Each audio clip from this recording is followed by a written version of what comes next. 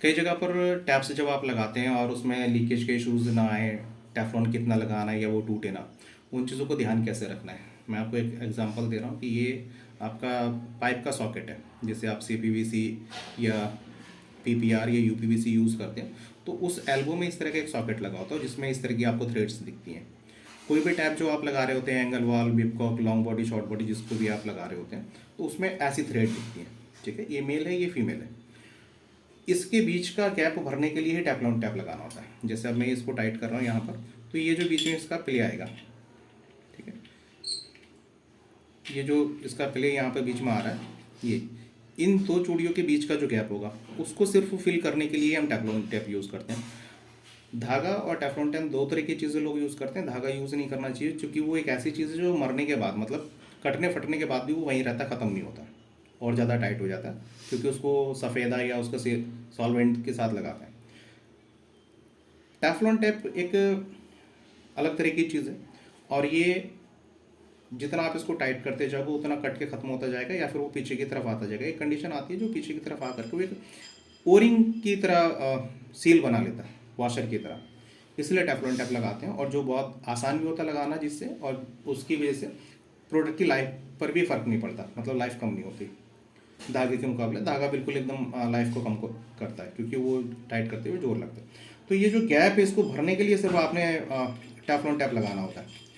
मैं आपको ये यहाँ पर देखिए, ये थोड़ी सी जो प्लेस में अब आ रही है यहाँ पर, ये जो प्लेस को ख़त्म जब हम कर लेते हैं टेफ्लॉन टैप से, तो फिर लीकेज बंद हो जाती है। ज़्यादा टाइट करके कोई भी चीज़ आप सोच रहे हैं कि टाइट करने से लीकेज बंद हो रहा, नहीं होता, वो सिर्फ टेफ्लॉन टैप से बंद होता है।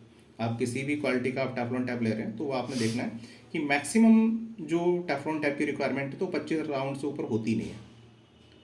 कितना भी आप टेफ्लॉन टैप लगाएंगे, तो 25 राउंड के ऊपर का टेफ्लॉन टैप लगा रहे हैं, बिल्कुल वेस्ट है। टेफ्लॉन टैप की क्वालिटी पर डिपेंड करता है कि वो कितना लगेगा। 18 से लेकर के 25 राउंड तक टेफ्लॉन टैप सफिशिएंट होता है। तो कहीं पर भी आप कोई भी चीज़ लगा रहे हैं, तो आपने ध्यान रखना है कि जो टेफ्लॉन टैप है वो उस तरीके से लगाएं, और स्टार्टिंग से पतला लगाएं, आगे थोड़ा सा बड़ा करें, ताकि ये चीज़ों को चढ़ करके रिंग बनने में आसानी हो और वो बिना किसी नुकसान के हो सके। और दूसरा, ज़्यादा टेफ्लॉन टैप आप लगाने से दो तरीके से चीज़ें ख़राब कर रहे हैं। एक तो टेफ्लॉन टैप आप बर्बाद कर रहे हैं, ये भी महंगा आता है, और उसका कोई बेनिफिट भी नहीं होने वाला सिवाय नुकसान के। तो सिर्फ और सिर्फ इस गैप को भरने के लिए हम टेफ्लॉन टैप लगाते हैं। मैं को है क्या इसमें थोड़ा है देना पोर्सन।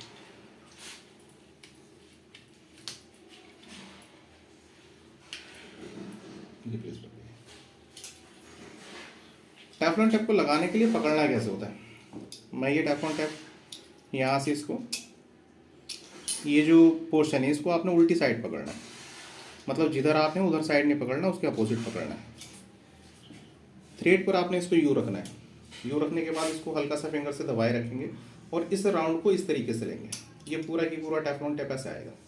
अब आप इसको जितनी बार यहाँ पे लपेटते जाएंगे, इतना ये इधर से उधरता जाएगा, मतलब ये उलझेगा भी नहीं। जितना मर्जी तेज़ी से आप लगा लीजिए, और बहुत सफाई से ये टेफ्लॉन टैप लग जाएगा। आपकी जो रिक्वायरमेंट है उसके अकॉर्डिंग आपने टेफ्लॉन टैप लगाया और इसको कंप्लीट कर लिया। ठीक है, मैंने ये टेफ्लॉन टैप आपको लगा कर दिखाया। देखिए, इतना सा मैंने टेफ्लॉन टैप लगाया। अब मैं इस पर नट आपको लगा करके दिखाता हूँ, जिसकी हम बात कर रहे थे, बुश की। जो बुश ऐसा होता है, तो अभी हमने स्टार्टिंग से कम लगाया और आगे थोड़ा सा ज़्यादा किया था। स्टार्टिंग के कुछ थ्रेड्स हमने छोड़ दिए थे। ये पहले आपने नापना होता है बिना टेफ्लॉन टैप के, कि वो टैप कहाँ पर जाके टाइट हो रही है और कहाँ पर वो फिक्सिंग उसका आ रहा है। क्योंकि ये जो बुश होते हैं अंदर एल्बो में लगे होते हैं, वो डिपेंड करता है कि वो बुश किस तरीके से उस एल्बो में फिट किया गया है, किस डायरेक्शन पर, उसी डायरेक्शन पर वो, प्लस वो जो टाइल्स सामने आती है, प्लास्टर होता है, वो डिपेंड करता है कि कितना मोटा है और वो कहाँ पर उसको छोड़ेगा आपकी ज़रूरत के अनुसार। तब आपने वो पहले चीज़ें चेक करनी होती हैं। तो अब ये मैं इसको लगा करके यहाँ पर आपको दिखा रहा हूँ, और आप ये देखिए कि ये टेफ्लॉन टैप जो पीछे साइड का है,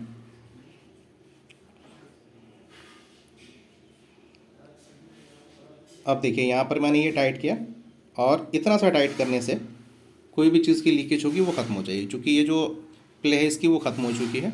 रिंग इसमें जितना इसने करना था कवर वो कर लिया। आगे का टेफ्लॉन टैप यहाँ से रिंग बनते बनते, मतलब वो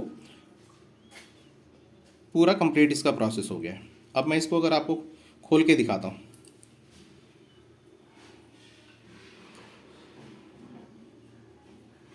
तो आप बहुत अच्छे से समझ पाएंगे कि जितना रिंग बनने के लिए इसकी स्पेस में चाहिए था वो इसने यूज़ किया है, और बाकी का सब आगे जा कर के रोक के ये टाइटनिंग कंप्लीट कर दिया है। ये देखिए,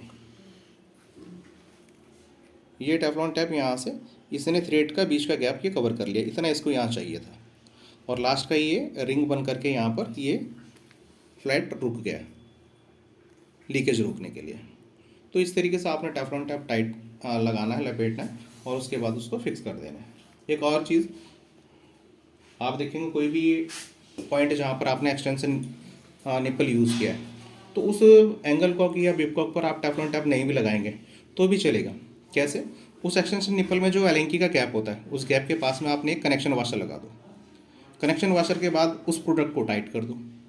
वो कनेक्शन वाशर दब करके वो बीच के जॉइंट को फिल कर देगा। जैसे आप ये एंगल वॉल पर पीवीसी कनेक्शन लगाते हैं, उसके अंदर एक रिंग लगा होता है, वो रिंग दोनों के जॉइंट को यहाँ पर इन दोनों जॉइंट को कवर कर रहा होता है, और यहाँ पर आपको कोई टेफ्लॉन टैप लगाने की जरूरत नहीं पड़ती, कोई लीकेज भी नहीं आता है। तो इस तरीके से भी जहाँ पर आपने पॉइंट लिए हैं एक्सटेंशन निप्पल लगे हुए हैं वहाँ पर इस तरीके से भी आप लगा सकते हैं। Thank you.